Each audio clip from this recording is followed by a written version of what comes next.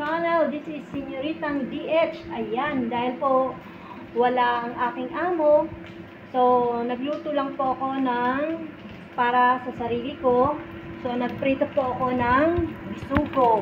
Ayan, bisugo po. At ako ay naggisa ng repolyo. Ayan ang aking repolyo.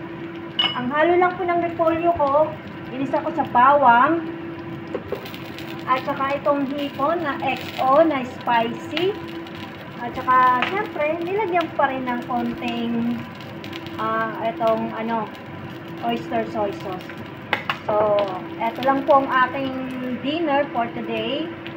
Dinner, syempre may rice po tayo. So, ayun. So, thank you so much po sa inyong panunood. Thank you so much.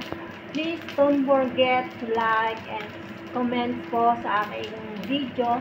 At shoutout din po sa nagpapa-shoutout. Sorry po, nakalimutan ko po yung pangalan niya. So, next time po, i-shoutout ko po kayo. Hindi ko po kasi nandito po ako sa kitchen. So, nakalimutan ko po na ang yung pangalan. So, thank you so much. Bye-bye for now. Ayan.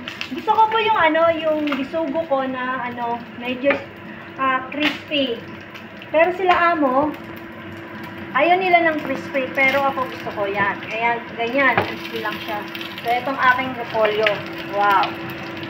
Ang dami kong ginisa. Pero ito, pagka hindi ko naman naubos, para bukas na naman. Bukas mo naman ito. Ayan. So, ayan.